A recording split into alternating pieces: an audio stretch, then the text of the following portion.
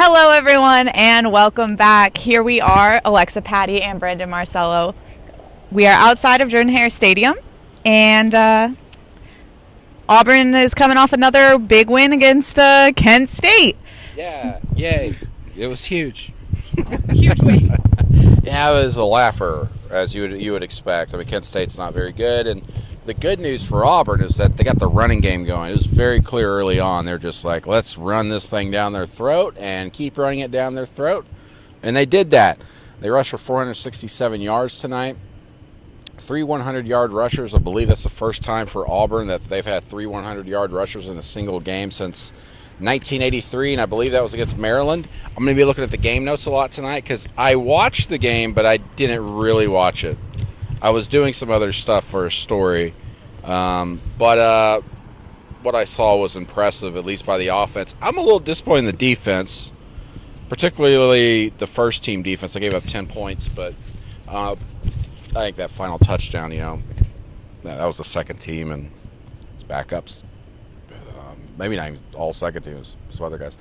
But anyway, one other takeaway I had, it makes it sound like I'm always looking at the negative. Another takeaway I had was there, I don't even remember what quarter it was, but Bo Nix led the offense inside the red zone or was near the red zone, and it seemed like he was getting freaked out a little bit. He overthrew a guy, and then he had a pass rusher coming from the right, overthrew that guy as well. And then I think Auburn ended up having to settle for a field goal. But outside that, everything clicked tonight. You saw Sal Cannella catch a low ball in the middle of the field. I was wondering, where's Will Hastings there for a little bit? And literally when I thought that, he caught a pass to get a first down because the TV commentators were on Auburn's butts about how Bo Nix was 0 for 7 passing, I guess. Or not 0 for 7, but the offense was 0 for 7 on third downs or something at some point. And he threw an 11-yard pass to Will Hastings. So, obviously they were trying to get Eli Stove going a little bit more, especially on the edge or off the edge. That seems to be a thing they've been trying for the last couple of weeks. That continued tonight. Did Bo Nix really punt the ball tonight? I was just going to... Was that a thing? Because I see it in the notes. What? Anyway, I don't recall that. But yeah, Whitlow, Shivers, and Joey Gatewood each eclipsed 100 yards. Gatewood 102 yards, 2 touchdowns. He had that last touchdown on 4th down. And I'm sure a lot of people in Las Vegas were happy about that because Auburn covered as a result of that touchdown, I believe.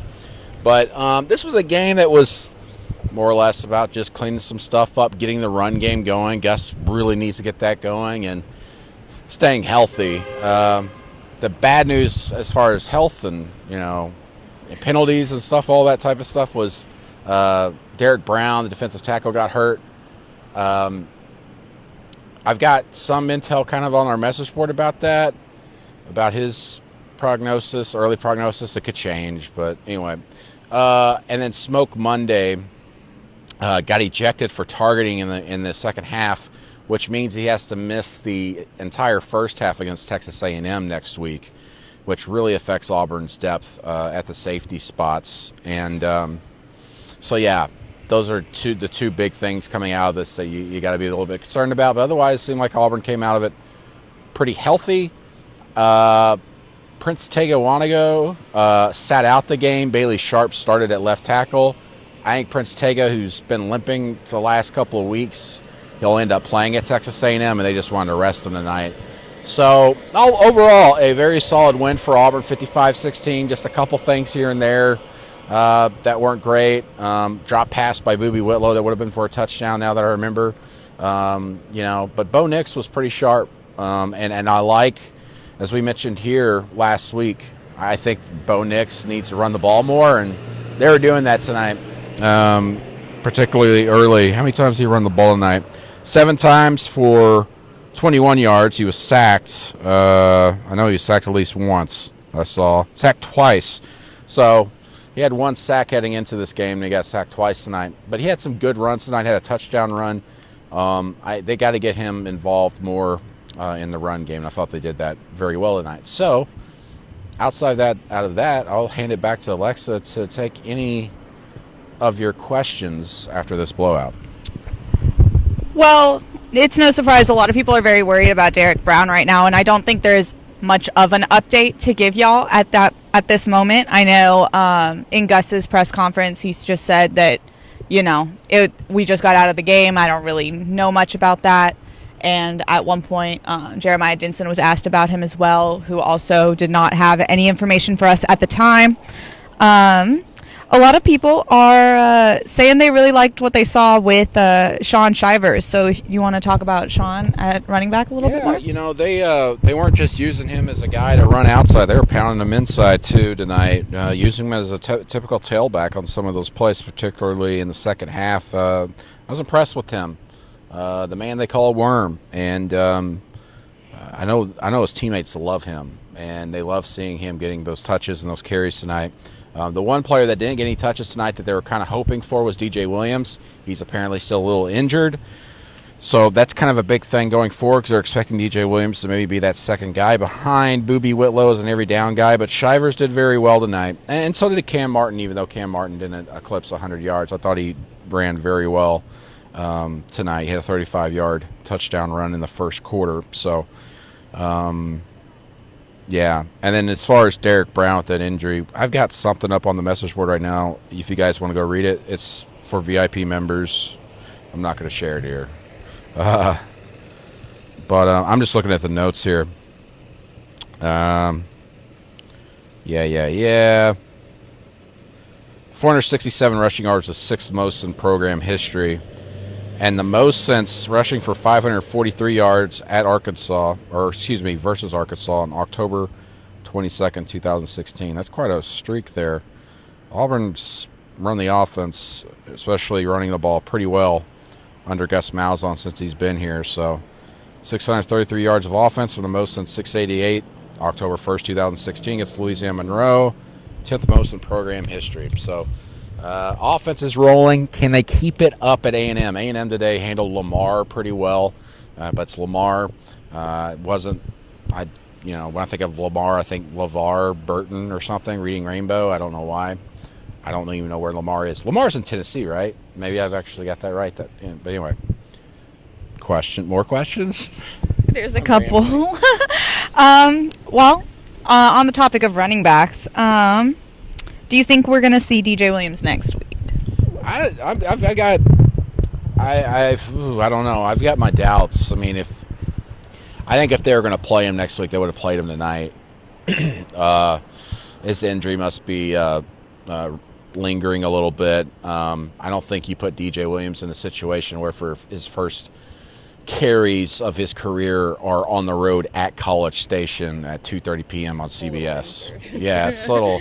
So it's a big deal. It's different than it being a season opener, obviously. It's, he hasn't had a carry yet. The offense is moving a little bit more. You insert him in there, what happens? So I think you might not see him next week either. What about Seth Williams? That's the biggest question. There was some doubt in the middle of this week from talking to people that he will be available. There's doubt that he'll be available for Texas A&M, I should say. I think that still holds true. You guys probably saw him on the sideline tonight. He was wearing, his jersey, street clothes, and all that stuff. No sling or anything like that. But I'm told it's a joint issue in his shoulder, obviously, and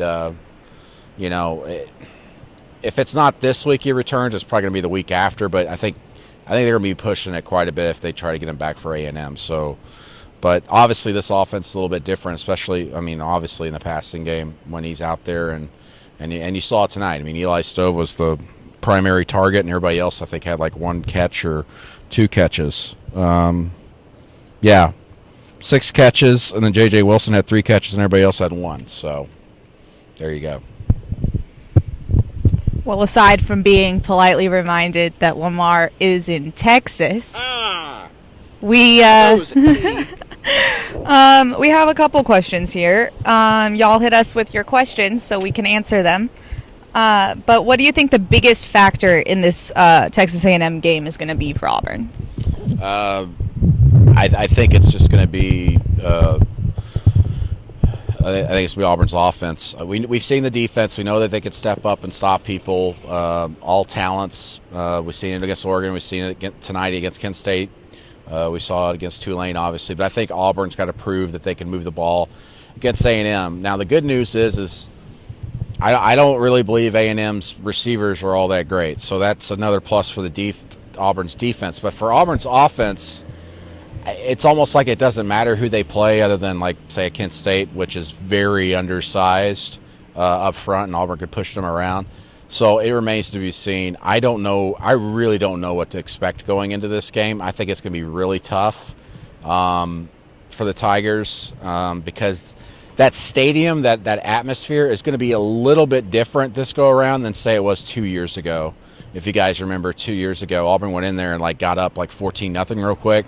And the crowd was dead. That place barely had anybody in there. It was like a empty orchestra hall. I don't know if that makes any sense, but it was very strange. It was a very strange atmosphere. I think that place is going to be rocking for this game between two nationally ranked SEC programs trying to get a leg up in the SEC opener. So how's Bo Nix respond to that? How's the Auburn offense respond to that? They're about to take a step up, and this is going to be the best opponent they've played since Oregon. All right, so how much do you think we're going to see Joey Gatewood next weekend? I noticed him go in once, maybe twice, in the middle of the game before he actually took over at the quarterback position. But I don't know. Brant, what do you think? I mean, I don't think anybody knows other than Gus Malzahn, like the Thursday before the game, really. And when it is something, it's just like one or two plays. Or it's a situation where, like, if they're at the goal line, they feel like running them. You saw a lot of Gatewood tonight, obviously, because the game was out of hand. They wanted to get him some reps. But I don't think you see him more than you saw him against you might see him a little bit more than you saw him against Oregon because he obviously only played one snap in that game. But I think anything over 4 snaps against Texas A&M would be pushing it a little bit probably. But who knows? Maybe Auburn's been developing a package just for him for a game like this. But I don't see that coming. All right. Is it safe to say that the center guard inside of O-line positions just will not cut it this year, and pulling the guards to the outside is the way the rushing game could be successful this year? I'm with you as far as the guards pulling. I mean, they look great when they do that, and they looked great last week against Tulane doing that. Looked good tonight again.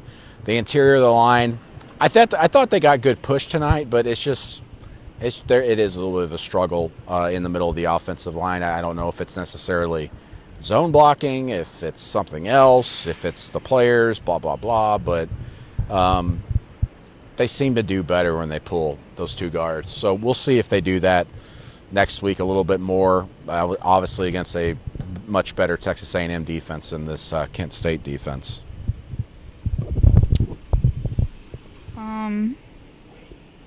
Will Schwartz play next week? Oh, yeah.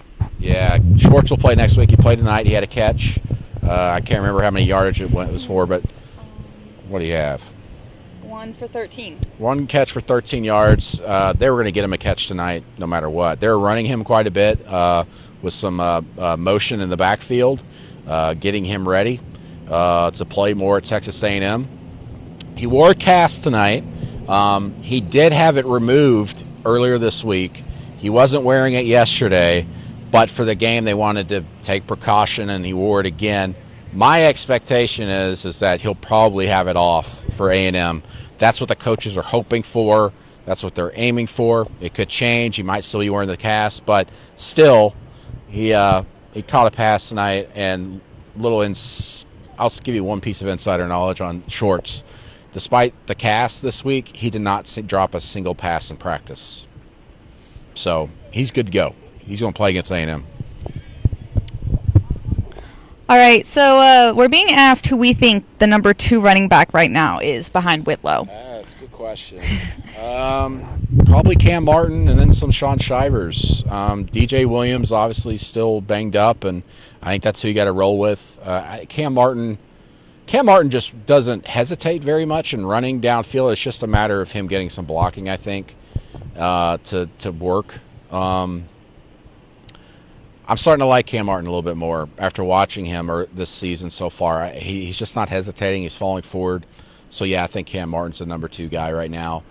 Behind Boobie Whitlow with some Sean Shivers mixed in there. I don't think Sean Shivers is the guy you line up in the backfield and run it like you did tonight, behind the guards and, do counters and all that stuff. Right. The blocking is definitely would help, which leads into this question right here do you think what are the odds that Bailey Sharp replaces Prince Tega? I'd say pretty slim. I think they were just resting Prince Tega tonight, who, as I said, has been limping the last couple of weeks. He's playing a little banged up, but it's good that you got the experience out there because, listen, this is a senior, an upperclassman who just hasn't played very much at all during his Auburn career, and he was a guy that was expected to compete for a starting job. That didn't happen, and then he started his first game of his career tonight against Kent State. Obviously, Kent State's a lot different. As I said, they're not very talented on defense, but he did a pretty good job tonight from what I saw.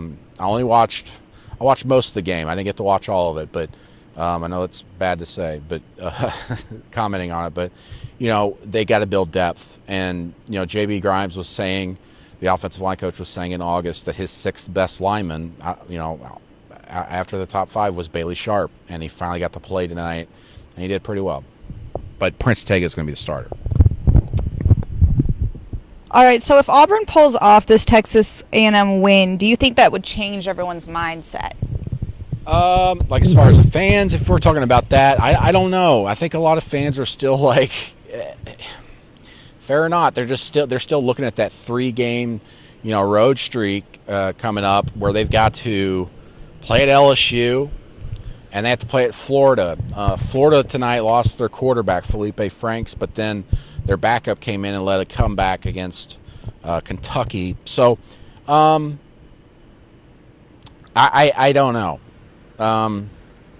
More than anything, I just think if they win against Texas A&M, I think that puts them in a really good spot to contend for winning 9 games this season. If they lose it,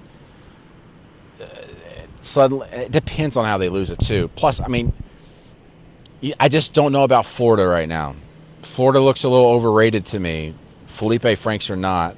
And then you've got, LSU looks like it might be the 2nd best team in the SEC, and I'm counting Georgia in that too. And then plus Auburn's got to play Alabama, Georgia. We all know that. So it's difficult to say at this moment if a win at Texas A&M would change the mindset. I think it should a little bit because Auburn will have a chance to win 9 games and maybe even more despite this very, very tough schedule and with a young quarterback there. But fans seem hell-bent on, they have to win a championship this year, which, come on, guys. Of course you want to win a championship, but to, believe and think you got to do that every year, it's difficult at any program unless you're Clemson and Alabama at this point. And I know you hate to hear that, but, look at Texas. They haven't done anything in a decade. So, anyway. Do you think the offensive line is worse or the same as last year? I think it's a little bit better than last year. I think they need to be helped by Whitlow doing a better job reading the running lanes and where to go. Obviously, he did a good job tonight, but in the future, he's got to do a better job. Outside that, I think we're going to cut this off because I think our ride's here, and I do not want to miss it. I'll go home and eat. Yeah, we're going to be there in a second. We're going to turn this off and come over. Hello. Okay, so anyway, we're gonna cut it loose, guys. Thanks for joining us. Auburn's a winner, 55-16 against Kent State. Tigers play at Texas A&M next Saturday, 2:30 p.m. on CBS. Woo! Which owns 24/7 Sports and signs my checks, so that's great. Yay CBS. Anyway, so Auburn took care of its business tonight. Much more coverage at auburn.247sports.com, and I've got a special story coming Monday, hopefully. Hopefully you guys enjoy it. I'll see you around. Bye.